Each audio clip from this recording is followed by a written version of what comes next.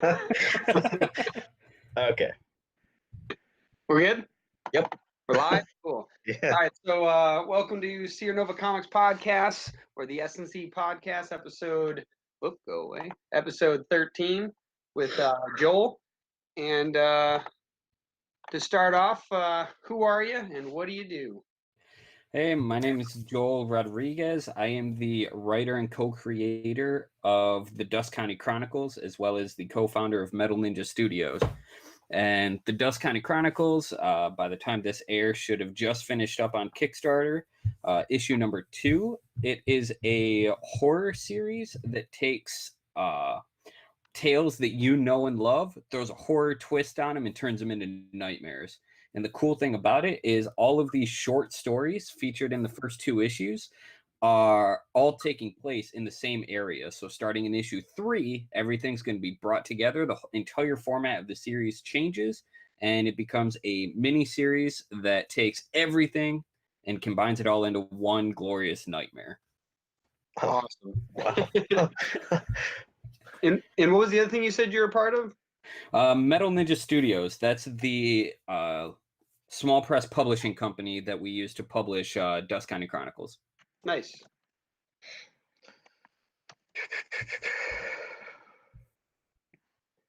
What's great? You got the next one. Yeah. We got he's right. So you said you have a Kickstarter, like it's gonna end like in a couple hours, actually, right? Yep. Yeah. It ends at 10 o'clock Eastern. Yeah. Yeah, we were trying to have you on before that, but schedule and everything. Dude, my schedule this month has been ridiculous. I think as of right now, well, right before the Kickstarter started, I took a new job, and that's working as a consultant at a pharmaceutical plant. Completely out of left field, wasn't expecting it. Then launched the Kickstarter and ended up, while simultaneously running the Kickstarter, I clocked in about 230 hours in the month of October. Damn. It was 12-hour day, followed by 14-hour day, followed by 17-hour day, back to 12-hour day, nonstop for about 2 weeks. I was dead. Yeah. And a Kickstarter on top of all that. So, yeah, I know we've been trying to do this for a while. Sorry it took so long. Thanks for having me, guys. No, Yeah, that's fine. We kind of had some conflicting schedules too, so problems. I work overnight, so I understand the struggle. Oh, yeah. I those actually can be didn't. rough. I didn't go to sleep at all today. I don't know how I'm up right now, but Sleep is for the weak. but yeah. Give it a few So- minutes, you'll pass out mid-interview. That's how this works. Just, hey, Greg, you there? So this is your second Kickstarter, right? Or did Yes. you do one Yep. before that? No? Yeah. Wow, what was I going with that? The questions are right in front of me too. What advice do you have for like first-time creators like entering crowdfunding? There are a couple of things that I can say. The first one is do your research and build your campaign ahead of time. There are a lot of people, not everyone, but enough, that will hop on Kickstarter thinking it's a quick way to make money. Unfortunately, that is not how Kickstarter works if you want to be successful at it. The Dusk Chronicles, the first issue hit its goal in 10 hours. The second issue hit its goal in 7 hours. Very nice. There was a lot of work that went into getting those numbers. And a lot of pre-preparation, a lot of pre-marketing. We were working on the campaign, and by we, I mean myself and my business partner. We were working on the campaign for the Dusk Chronicles issue 2 for about 2 months prior to the actual launch. And then when the launch actually happens, it is essentially like a full-time job because you're out there promoting. You guys are in marketing, so you go out there and you hit the pavement trying to get everyone to the page as quickly as possible. So pre-planning and work is a definite must. And then after the campaign, make sure you fulfill in a timely manner. There's a lot of negative stigma with Kickstarter where people will pledge to a campaign and not receive the rewards for several months, if not ever, just because things happen. So what I like to do with Metal Ninja Studios, it doesn't work this way for everyone. I'm fortunate enough that it does. We don't go to Kickstarter until the book is done. So for issue number 1, issue number 2, the book was done and ready to go to print by the time we launched, so that when the campaign funded and it was the end, we were able to go right into fulfillment. And that's the plan that we have going for issue number 2 as well. Awesome. Yeah. Yeah, for our Kickstarter that we actually got funded a little while ago, we had basically the comic all done except the lettering. And then I got the letter from Travis Gibb. He's like, Yeah. "Oh, who's this guy?" And I was like, "Oh, okay." And he did like amazing work. So I'm gonna use him that for like, was Jerome, right? yep. Yeah. So I'm gonna use him for like ever. Oh, don't tell me that. I'm a letterer. Oh, maybe I'll use you too. Well, definitely after looking at my my lettering job and then looking at his, it was like, oh, that's why that's a whole separate job. Yeah. For the Dusk County Chronicles, I'm the writer as well as the letterer. I guess I forgot to mention the lettering part earlier. But yeah, I started doing lettering because I thought it would be a easy way to save some money. And it most That's definitely really good. was not, because I went in, I learned as many of the rules as I possibly could, and by now I've probably spent more money on lettering classes and fonts than I ever would have spent hiring someone to do it. So luckily I love doing it, so I'm going to keep doing it. Well, that, and you can now use that skill with other people and get paid to do it and make that money back. So that's, definitely still helpful. Yeah. Getting paid to do it is nice. Yeah, we're actually looking to do that on our platform probably like next year, is starting to do like courses like Udemy or something. We would get letterers or artists, and then they would do like how-to videos. Oh, Then that's we would cool. put them on, yeah. Then we would put them like either on our website or on our YouTube, and then anyone that has a membership or whatever would be able to like use those videos and be like, "Oh, this is how you do that." Oh, cool. Yeah. So so speaking of getting into like lettering and just the writing of comics to begin with, what got you into comics at all, and what got you into making comics? Well, when it comes to comics, I've always been a huge fan of the medium in general, but the one that got me into it and got me actually paying attention to the creators' names was actually Spawn #1. Do you remember who the artist for that was? Yeah, this guy named Todd McFarlane. There we go. Yeah. Yeah. So I am He's got a Guinness World Record. He did, and Tom Orzechowski, the letterer, just got a record as well. Oh. So McFarlane got the Guinness World Record for longest sequential independent comic book, and Orzechowski, the letterer, got one for the most sequential issues of a comic book lettered by an individual letterer, because Orzechowski has done all except for one of the Spawn issues. Wow. Yeah, I'm kind of a nerd when it comes to Spawn. So back to the story. When I was a kid, my parents or my mom would take me to a local flea market whenever I had any extra money, couple bucks that I would scrounge up. And I know exactly where I would go. I would go to the first aisle, turn right, go down a few, and that was my first comic book store. I would hang out there and pick out some comics from just a local vendor at the flea market. And one time I went there and I saw Spawn #1. So I picked it up, probably a lot younger than I should have been to get Spawn #1, but I got it. And I just fell in love with it. I knew eventually I'm going to want to do this. So fast forward, life gets in the way. I ended up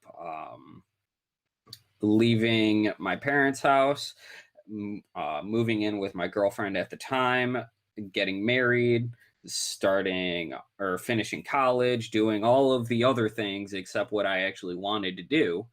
I mean, I say that, but obviously I wanted to get married, do all of that stuff. But it was the college all the way through finding a job as an accountant. It was a job that paid the bills, but it wasn't the career that I wanted.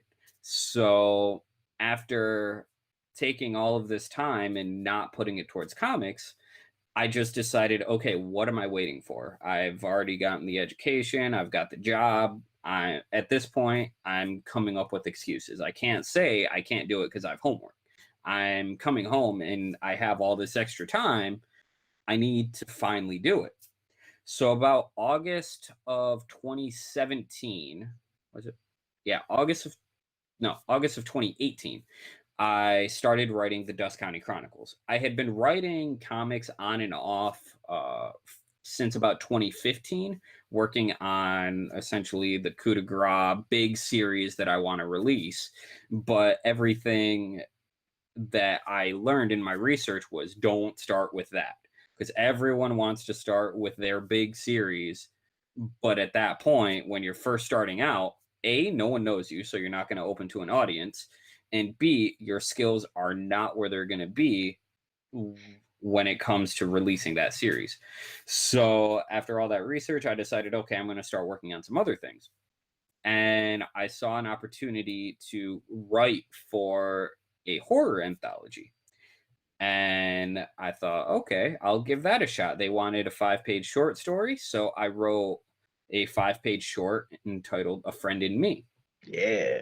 When I finished it, I started looking for an artist. I connected with Roman Gubsky, who's the artist on the Dusk County Chronicles, and we put the art together and submitted it. Then we never heard back. They didn't want it.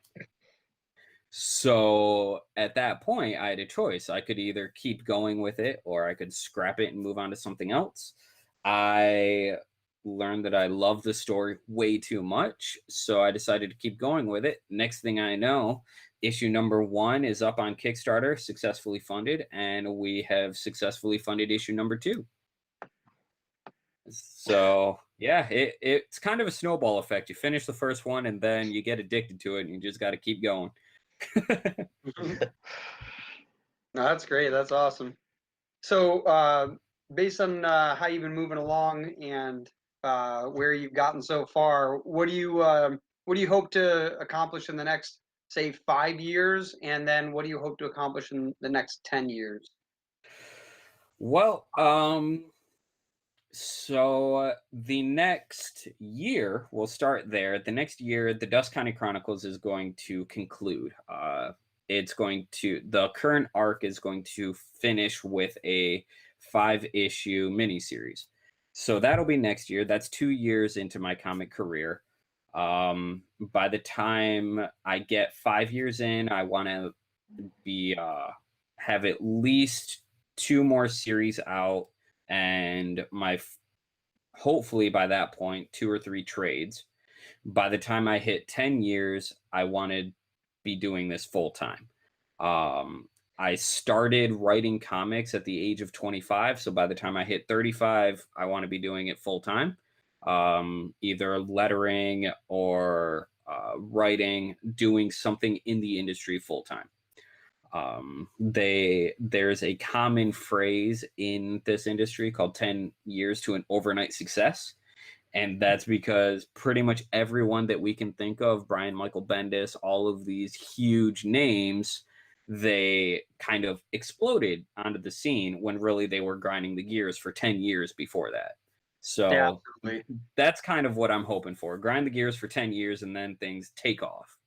So yeah, well, definitely, because that's the other thing too. A lot of people, they might just start and hope that by 10 years they might get there, but you have to be grinding the whole time. Like you have to be nonstop working.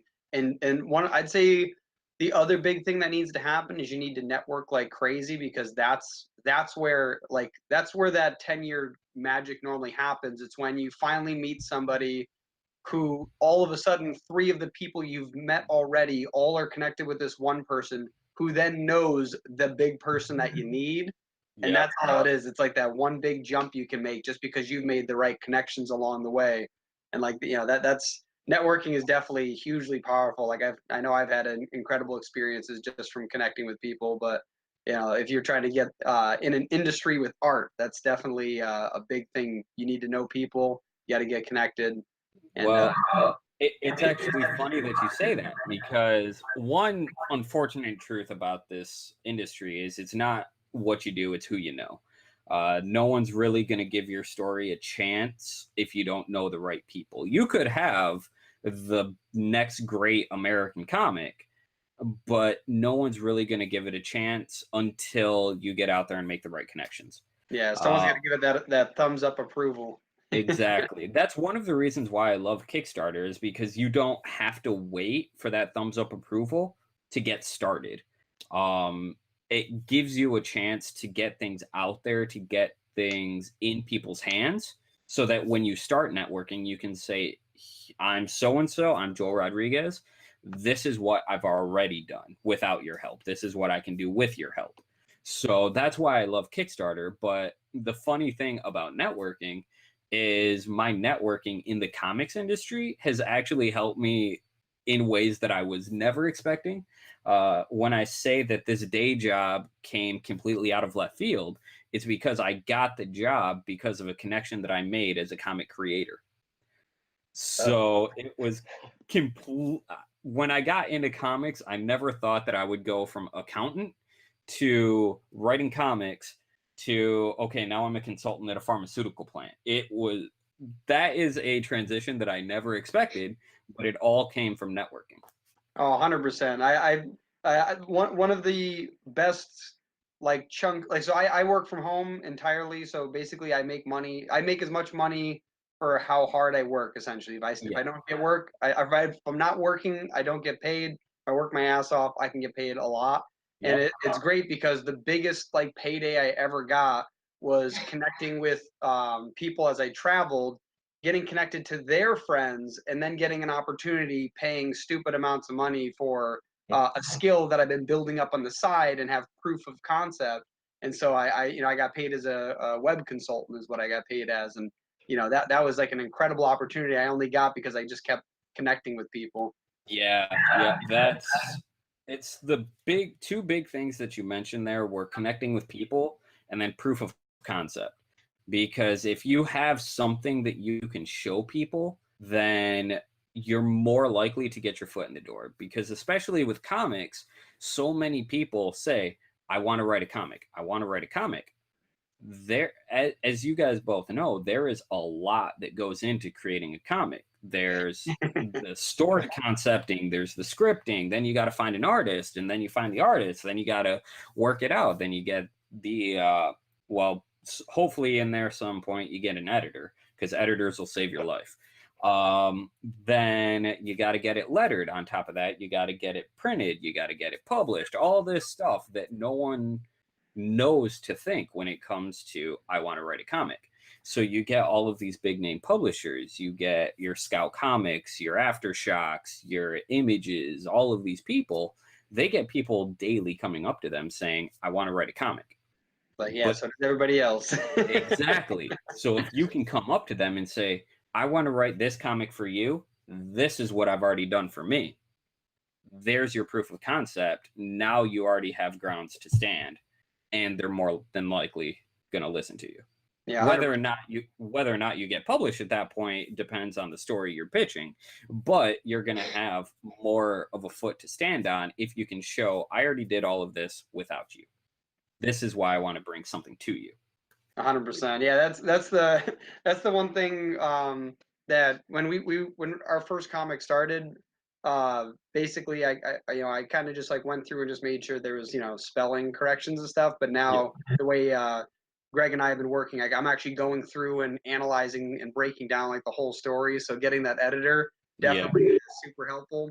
And the proof of concept. Basically, there's two lessons that I've learned from various digital mentors, and one of them is to be worth a damn. Like people you need to have value you can give to other people. Just because you want something, it doesn't mean you'll get it. You have to be showing that you've been putting some form of effort to get it, whether or not it's in comics, or even if you want to get into a business like technology. Like right now, like a degree is less valuable than 10 years of experience that you've been putting in on the side. So it's definitely like a huge game changer, specifically now and going into the future, where degrees are going to become less valuable and proof of concept and work is going to be seen as extremely valuable. And then there's that where the hell is it? There's that other book called so good they can't ignore you, which is the phrase from what's it called? I think it was the comedian Steve Martin. Yeah, he's the one that talked about that, because he was talking about, like, for comedians, like, if you want to, like, there's so many people that want to do stand up that basically in order to get into that game you need to be practicing every single day until you're so good that they can't possibly ignore you. Exactly. Yeah. It goes back to the 10 years to overnight success thing that we talked about earlier. That 10 years of grinding is getting to that point. And then the overnight success is, whoa, we can't ignore you anymore. So let's see what you got. Yeah. So speaking of that, like you said, you've been grinding for the last 2 years. You've had 2 very successful Kickstarters. So what is your immediate 2020 looking like? Like, are you going to be trying to bring your comic to conventions? Are you going to be trying to go for stores? Are you trying to get it more online? What's your big push?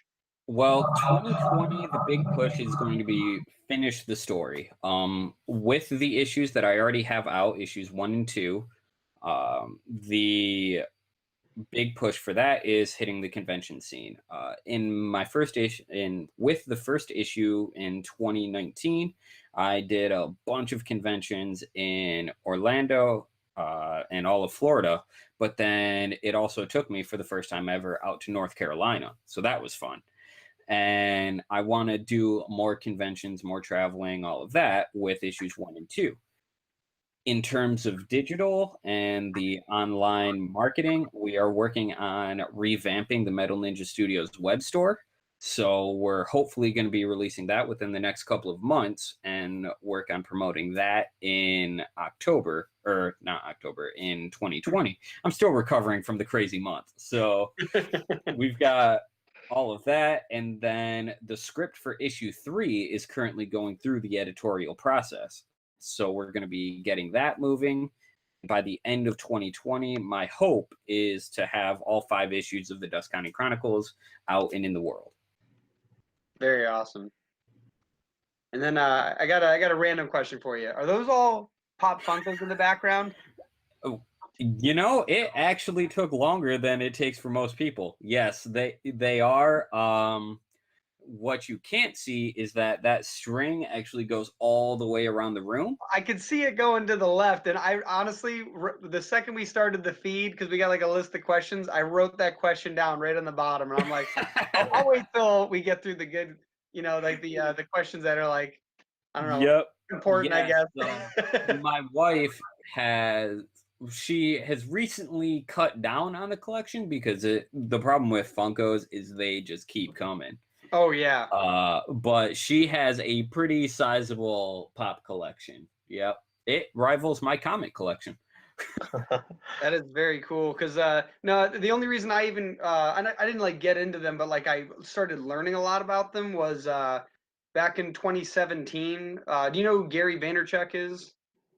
The name sounds familiar, but I can't place it. Where's his face? I got his book with his face. There it is. This guy. Oh, okay, yeah. Yeah. So he's a huge serial entrepreneur, and his company owns right now VaynerMedia. They do digital media marketing. But basically in 2017, he was kind of asked, like, what's something practical that somebody who's trying to become an entrepreneur trying to build their own business and they don't have any capital. How do they get started? And he basically was like, the easiest thing to do is get into the flip game. And what does he mean by that? He means go to Craigslist under the free section, go to garage sales, go to places where they're giving stuff away for either free or way less than it's worth. Get that and repost it on Facebook, eBay, Amazon, and resell it. And he goes, that is like the single easiest and biggest way to make money. Like he's like, even if you're, like a drug dealer, that means you're a good salesperson. Why not get into this because it's legitimate and you can actually make more money if you do it correctly. And so what happened was just before he started pushing that, my cousin was collecting the loot crate boxes. You know what those are? Oh yeah. Yeah. So he had them for like 6 months, and there was every box comes with anywhere from like 4 to like 10, maybe 12 items. Like sometimes they're small, but it's a big chunk of items in it, and they're all exclusive to Loot Crate. Typically, sometimes there's a few things in there that aren't, but usually it's all exclusive to Loot Crate. And then in 2017, Gary Vaynerchuk, after pushing that, created what he called the 2017 Flip Challenge, and his goal was to try to get people throughout the whole year to earn $20,170 for the year, and by doing flipping. And so I ended up getting all of his Loot Crate items, going through them all, and figuring out that all of the items in the Loot Crate themselves were worth more than the box cost, like sometimes by a lot. In fact, one of the boxes he paid $50 for, there was a single Pop Funko in it, and it was what's her face? Overwatch, and it was the girl that there was some controversy over because she was too sexualized or something, and it was a custom color they only made for Loot Crate, and that one item sold for $55. Yep, gotta love the resale market. I was like, that's crazy. And so I did a ton of research into it. And then Greg and I went to a local comic book convention, and there was people that were selling Pop Funkos, and they were typically like buy two for whatever, $20 or $10, whatever they were doing. And I started looking some of them up, and a lot of them were roughly that cost, but every once in a while you'd get one and you'd find it and it's worth $30. And I'm like that purple Reptar. What was that? Purple Reptar. Yeah, from what was it, Rugrats? Yeah, so there's stuff like that where it's like, holy crap. And so like I was like amazed how insanely valuable they were. And then there was I think I went to like GameStop, and they had a couple there where they were like a completely gold version of various Pop Funkos, and they only sold them at GameStop. Then I went over to Think Geek. Yep. I think that's what it's called. And over there, they had a bunch of ones only made by them, and those also resold online for more. And I'm like, damn, like there's a whole little universe of these things. Yeah, we got pretty deep into it, my wife and I, and what we were noticing was they were actually getting to the point where they were flooding the market. Because and you guys as marketing guys, you'll appreciate this, but with Funkos, they had this thing called a chase figure. And what this is think of it like an incentive for comics, like the 1 in 25 incentives, things like that, except they wouldn't tell the retailers about it. It's every few boxes, they would slip in one of these characters. It had a special sticker on it, and it was different in one particular way. Those things, when they were first announced and when they first started coming out, they would skyrocket in value because of the rarity. They were scarce. You couldn't get it. You didn't know where to go. So people would go to stores at opening on Funko Delivery Day just to see if there was a chase there. So when they found out that the chase Funkos would skyrocket, they started producing more of them. Next thing you know, everyone has chase figures everywhere, and you started the sticker no longer meant anything. So then they moved on to the next thing and the next thing, and that's when we got out of it because it was just too much. Yeah, no, definitely. I definitely noticed that at first. Yeah, like I said, like that one that I resold for like, because I actually sold that one. I think I ended up selling it for like $54 or something like that. Like Yeah. So they were huge at one point, and then I started noticing that they kept getting closer and closer to what they were selling at conventions, and I'm like, oh, okay. And it's like if they had played it smart, they could have just been what's it called? There's another book called like Little Big Giants or Little Giants or something like that. Okay. And the whole concept is to stay intentionally small, and then you can slowly increase the price. Like there's this lady who only makes 100 leather pants a year, and so you have to get a special ticket to get on her list. And so all the people are these huge high-end celebrities. So she charges stupid amounts for these pants. And then it's funny because then if you somehow lucked out and got on this list, you could then resell them because they're like, extremely rare. And like a lot of companies don't realize that, like, instead of trying to, capitalize on the bulk, like you found a perfect little niche, just like dig deeper. Exactly. I mean, it's kind of like what's going on with San Diego Comic-Con. They're forced because of space, and that's why they have the raffle. But they're so constricted with their space that it's so hard to actually get a ticket to go to San Diego. Yep. So that's why everyone wants that ticket to go to San Diego, because they have Hall H, all of the big stuff that's there, and it's so rare. That's why everyone loves it. Rarity is a reseller's dream, because if it's rare, it'll skyrocket. Yeah. I actually just saw a Spawn comic today that it was a reprint of 300, a second printing, and it was a gold foil, only 500 printed, exclusive to New York Comic Con. And they sold it at the table for $50, image table for $50, limited to 2. So right there, Image was getting $100 per customer, times that by the 500, they're making bank on it.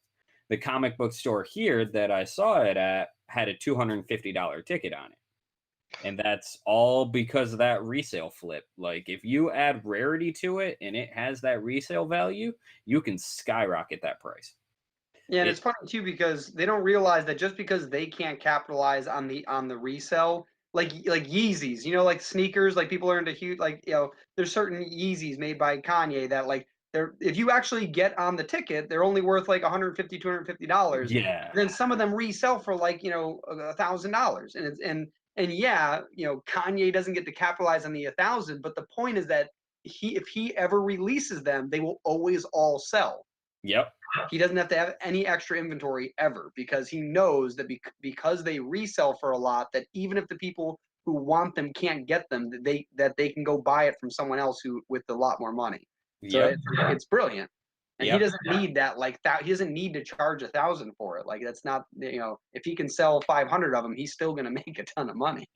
Yep. He's playing a long game with that one. Oh, absolutely. Yeah, that's definitely awesome. Cool. Well, I actually have to head out in a little bit, but before I do, definitely want to make sure everyone knows where to find you. So, first off, how can people find your Kickstarter before it ends tonight? So if you're listening to this before the Kickstarter ends, it's really easy. Go to duskcountychronicles.com. That'll take you right there. That's DUSK. I have to make that distinction because whenever I said it on a couple of interviews, people thought I was saying DUST. It's not Dusk County. That's entirely different. So Dusk County with a K. Chronicles.com. That'll take you to the Kickstarter. After the Kickstarter's done, you can still find us there. That'll take you to the Dusk County website. And then we're also on Facebook at Metal Ninja Studios and Dusk County Chronicles, and Instagram at Metal Ninja Studios, and Twitter at M Ninja Studios. Oh, lost it on Twitter. Yeah, I don't know. Oh, with Twitter, it was a spatial thing. I think too long. Yeah, they just wouldn't let us type it out. They're like, your name's too long, shorten it. So you might want to check that out again, because I think after in 2016 when they blew up because of all the political stuff, I think they had to extend the names because they were probably running out of space. Because I think at one point I tried to get a name and I couldn't get it because it was too long. Okay. And then I later tried to get it and it worked. So yeah. I'll give it a shot. I want my Metal Ninja Studios. Yeah, definitely. Yeah, definitely check it out. Well, awesome. Well, we're gonna cut the podcast in a second, but we'll keep you on for a second, just to chat away. So All right. thanks for joining us, everybody, and see us next time. So he's cutting that podcast. Cool. Yeah, basically we leave the YouTube one the whole time just so in case we say something profound at the end of a podcast. Because we've done it several times where we cut a podcast an hour in and then we talk for 2.5 hours. I can't today because I actually have to go. But yeah, they and I think the other day I was doing one and Greg had to leave and we ended up ending the podcast. But then I talked for another hour and a half with the creators after, and we talked about nothing but marketing for comic books. And so we're gonna grab that and splice it up later for informational purposes. And how bad DC's universe was. Oh yeah, and how mad I was at DC. Yeah, for instead of trying to, do you know Picasso's quote, "Good artists copy, great artists steal"? Yep. Yeah, that's extremely powerful because people don't realize, like, obviously Picasso's work is Picasso's. It's unique. It's different than everybody else's. But every idea for it, he stole from someone else. Yep. And so the whole point is that Marvel was brilliant because they built up each character individually so that you cared about them when they joined together, as opposed to throwing so many people in a group, you almost have to choose which one you're going to give a crap about. And then the rest are kind of just, bystanders. And so, like, if they had just slowed down, if they had started off, they shouldn't even have started off with, Superman and Batman versus Superman. It should have been like Wonder Woman right off the bat. Like that would have been incredible if their first introduction to their DCU or whatever they're going to end up calling it, right? Yeah. Would have been, if they start off with just that, that would have been amazing. It would have threw everyone off too because their first big superhero out would be a woman for like in a while, right? Like since the Dark Knight. I 100% agree with you, but I think they panicked and they threw themselves into a box. 100%. Because Man of Steel came out and it got fans' approval and some people liked it, but then it got essentially negative criticism as well. So they're trying to recover from that. All while that's happening, MCU blows up and they're like, oh, we can do this. So now let's fix the Man of Steel and try and get the Avengers of DC. So get the Justice League together. We can do it all. And no, you can't. Yeah, like because honestly, like they did Man of Steel, and they could have kept that, right? Because that was like the first one I think of this little universe. Yep. And it was way different. People thought it was weird, but if they stuck with it, like it's so funny because the thing we talked about in that other podcast was the fact that if I told you to name a superhero, Iron Man 10 years ago would not have been the first one that came to your mind. Not in 100 years. No, there's no, like, even if he was your favorite, right? Like it still probably would have been like Superman, right? Like Batman. Like those are the first two that come to your mind. Maybe Spider-Man, right? Yep. If you get three deep, I would say those are the three that come up. Well, right? I mean, for me, it would have been Spawn and Spider-Man, but I'm an outlier. Yeah. Well, I'm talking about if you go up to any random person, like, they're not a comic book aficionado or like really deep into the universe or really following a specific artist. Someone who just likes the comic books, they just enjoy the movies since the old Batmans and the old, like the old Hulk TV show, right? Like, so any of those, like if you just ask them straight up, like name a superhero, and like you had like a second to answer, it's like Superman, Batman, like those are the first ones that come to mind. And instead, they should have gone just like they did in the MCU and gone to somebody like even Thor. Like Thor was one of the first ones out too. And I never would have, like, it would take me a minute to get to Thor if you had asked me 10 years ago, right? Like, I know he exists, but, like, it wouldn't have been like, oh, Batman, Superman, Spider-Man, Thor. Like, no. Yeah. Right? Yeah. And now he is a staple, right? So, like, that's so powerful. And, like, instead of DC, like, figuring that out, which is incredible that they have people paid a stupid amount of money to not figure this stuff out, and it's just like, if they had just... Not only is Thor a staple, but he's such a staple that you can take sex idol Thor, turn him into Fat Thor, and everyone still loves him. My cousin for Halloween wanted to dress up as Fat Thor. Josh. Greg, Josh. Like he was gonna go as Fat Thor because he's got like a paper or a cardboard hammer that he actually got from one of the loot crates that disassembled into a hammer. Oh, that's awesome. Yeah, like the box that contained everything, if you broke it apart, it would then refold back together as a hammer. Oh, that is cool. Yeah, so he had that. My brother had like long gold hair that he could, like a wig. And so I was like, man, all you need is a robe and you're Fat Thor. Like, this is perfect. I saw this picture today, and the caption for it was 7-month-old pregnant woman cosplays as Fat Thor. That's awesome. Like, yeah, so exactly. Like that's what's funny is like he wasn't anybody, and now like he's one of the main. Like now they're making a female version of her, and Yep. that comic is like less than 5 years old. Like I think. So I think that's where Marvel got smart, is they picked the characters that no one really knew, because at that point you can build the characters from the ground up and everyone's going to grow with them.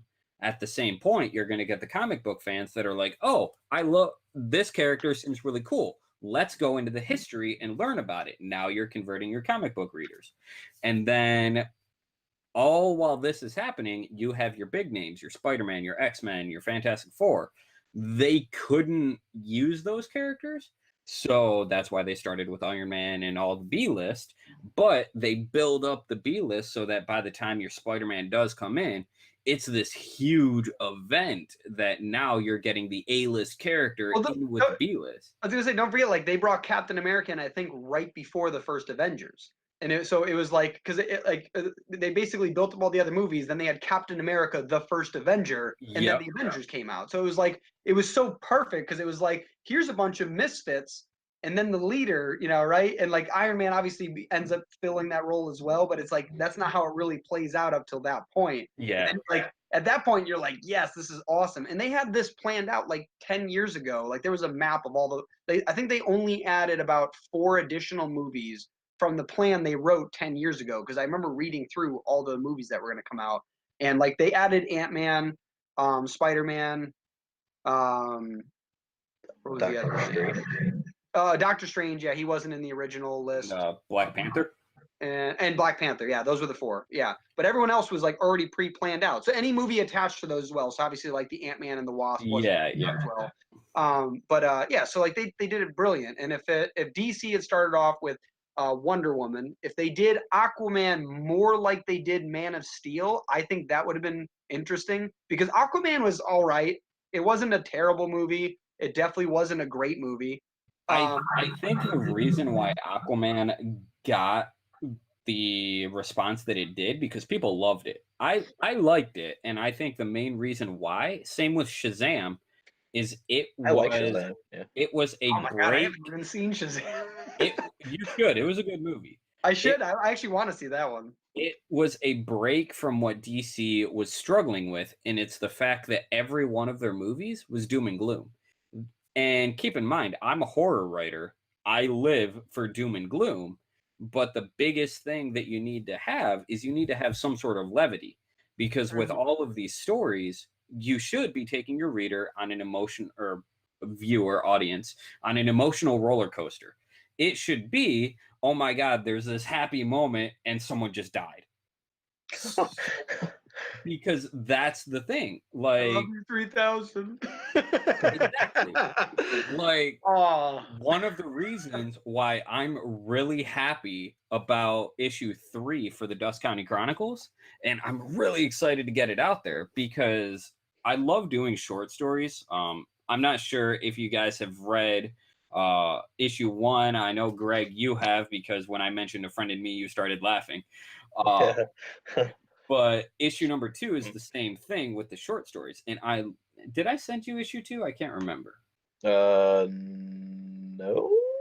but I think I backed it, so I'm gonna get it anyway. Okay, sounds good. I did back it. Yeah, I put like $20 or $25 to it. So, yeah. Perfect. So when you get that, you'll see that the references are more obscure. Like with issue 1, you could very easily see Peter Pan, you could see Toy Story. With issue 2, the references are much more obscure. And the reason for that is because it gradually moves away from the horror parody and starts leading you into the dark world that is Dusk County. And it makes this transition gradually so that by the end of issue 2, you get a 4-issue preview, the 4-page preview, the 4 extra pages that we unlocked as the stretch goal. That's actually a preview that transitions directly into issue 3. So it introduces the fact that all of these stories are connected. And I love doing short stories, but at the same time, I wanted to get into the meat of it, into the meat of the 3-issue mini that's going to close out the first arc. And I'm so excited for issue 3 because there's an emotional roller coaster switch that I do right at the end where the reader knows what's going on, but one of the characters doesn't. And it is the highest point in that issue for that character. Like, they are so excited. They're super happy. And this is leading up to the end. The reader knows what's happening the entire time. They're super happy, and then it just collapses. And it is a heart-wrenching moment for that character. But at the same time, another character sneaks into the panel and it's their happiest moment. So it's a bait and switch that I've been building throughout the entire issue that I'm just so excited to see. And I want to see what people think when it comes out. That's awesome. Yeah, there's like at the end of our first story of our graphic novel, The Seer Chronicles, there's this like twist that happens, but it's not just like a little twist. It's pretty fucking huge. Because we acted it out, because how I wrote it originally, Dylan's like, that's too many emotions for a comic. I was like, shut up. So he's like, oh, let's act it out. So like we were actually acting it out, and it got better. Yeah,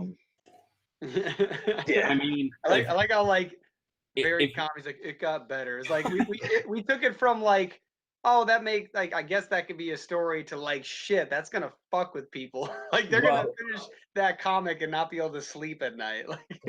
So the Dusk County issue number 2, there's a story in there called The Toy Box.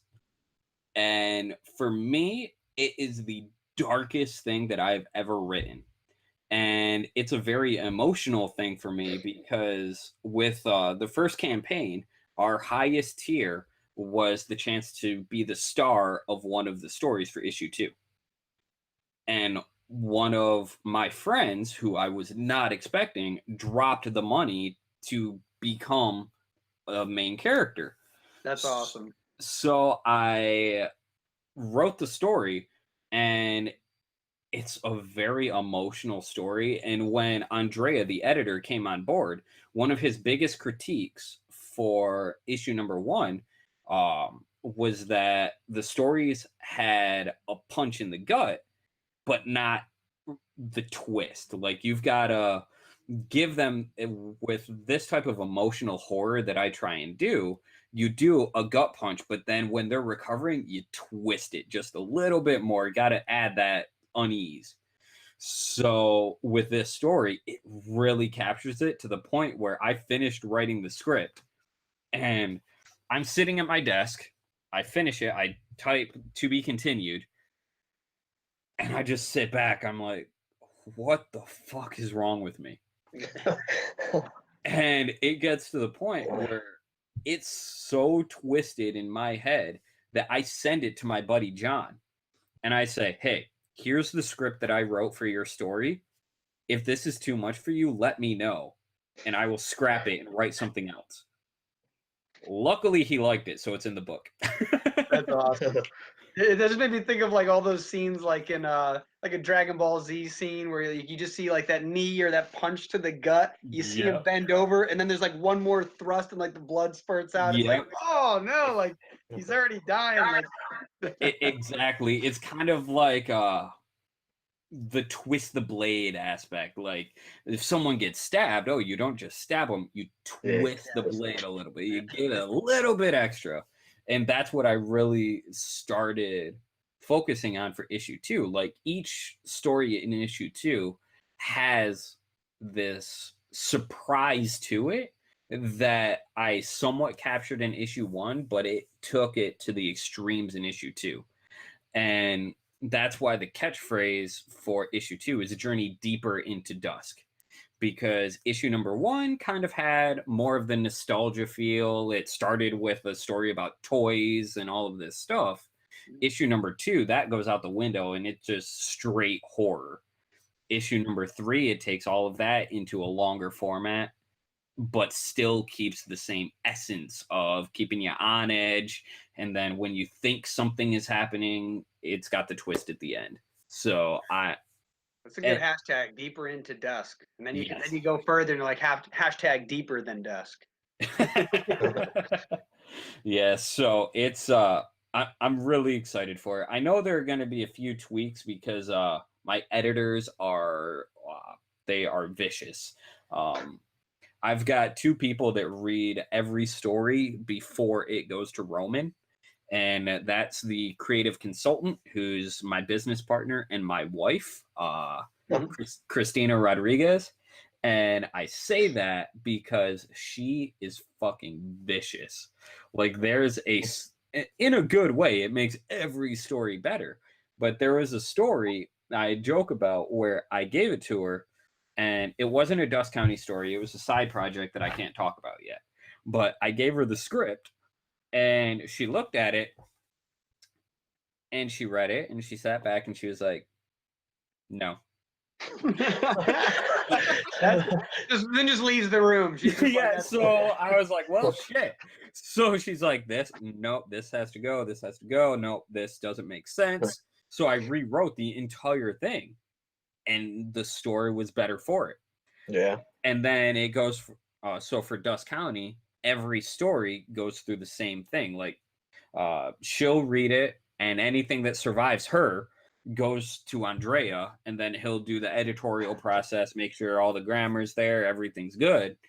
And then from there, it goes over to Roman. Nice. So when it comes to editors, and they are definitely the saving grace when it comes to writing comics. So Greg knows that. He can attest to how picky I am with our stuff. Like, yeah, he picks little things apart. He's like, yeah.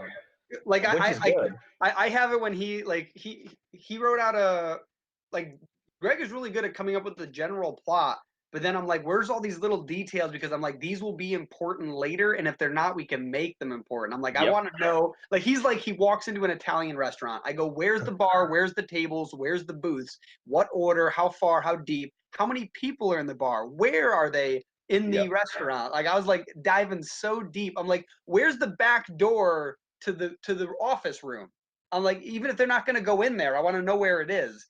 And so because we have all that laid out in our head, even if it's not entirely displayed in the comic, we want such great consistency in how, or congruency in how our thought and people move around our universe. That's actually how we came up with building our map, so that we actually, if he turns on Elm Street, how many blocks until Western Ave? Like, I want to know exactly, because we have like other ideas based off of that. And like, by digging that deep into the story for stuff like that, it then starts to make you think, like one of our scenes is like, this guy gets thrown, and I go, well, is it an elevated dock or is it ground level dock? Because I want to know if this guy's fallen to the ground or if they have to kick his legs and push him down. Like, I want to know. It's actually funny that you mentioned a map, because Roman's working on building out a map for Dusk County. Like, it's so that just that process is so powerful for. And like, when you talk about having like Easter eggs and small details become important, even the front cover is an Easter egg. Very awesome. It's a very obscure thing. It's a desk. Who the fuck cares about a desk? But the thing that I love about it is it has so many Easter eggs to the stories inside. Like, if you look at this little spot right there, there's a little lasso, a little tiny toy lasso. And that refers to a friend in me. There's stuff that says Medusa on the loose, thing about vampires, fairy tales, all sorts of Easter eggs here that tie into this issue. But this desk is actually a real desk in Dusk County that's going to show up in issue 3. That's awesome. See, that's what I mean. That's the stuff that we've been planning. Like, we have stuff planned out for like 20 comics later, because this is going to be like a very in-depth graphic novel, the first one. Yeah. And because of that, we have all these other stories that have to make sense with it. And so I'm like, the only way we're going to be consistent and make sure we don't slip along the way is to have so many things so well defined that when we come back to it later, it would be hard for the reader to not remember it. Like, I want it so that it's like, oh wait, I remember there was something that happened here. Like, this is important. Something's about, and that's what I want. I want somebody to be anticipating. Like our newest comic that we're going to be releasing, Greg, when is ink coming out? Or when, rough? Well, I just got the first picture from the colorist. Ooh. Yeah, so Yeah. I I haven't even seen it yet. yeah. I'm like, so how's it going? He's like, it's taking a little bit. I think it's a little different from when Ricardo was the artist because it just how the design is. Yeah, like I said, it's very dark. So like black, like it's going to be very hard for some of the yeah, stuff that it's we want more our colors to be. tattoo art because the guy is a tattoo artist. So I was like, try to do that. He's Yeah, like, but like that story there, that'll be the first comic that we release that I dug super deep into the story to make sure that everything made sense. To like I said, to such a degree that like I want it, like I want you to be like lost in this comic.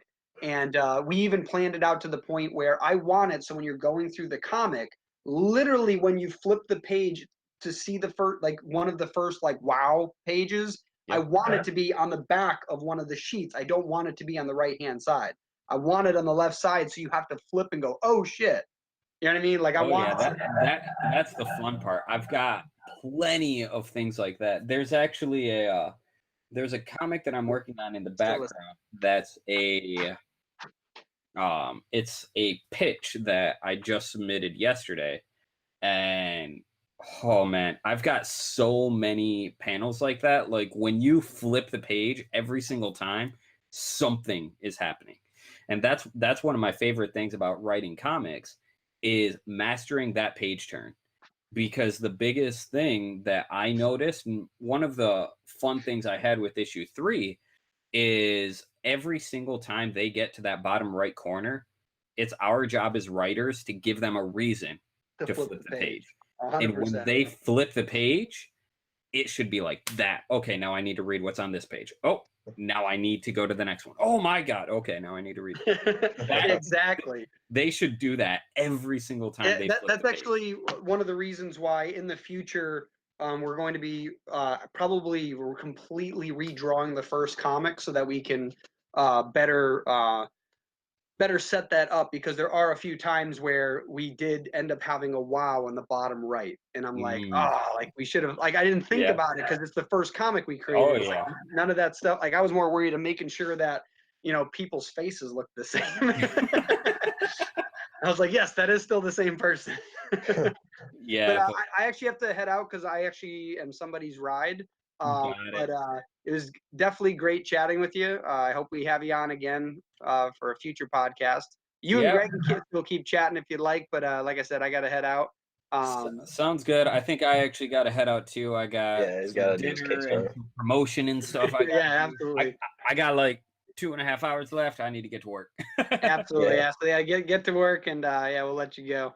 All right, sounds good. It was a pleasure talking to you guys. I'm glad we finally made this happen. I can't wait to do it again. Awesome. Have a good one. Yep. Talk to you guys later. Peace.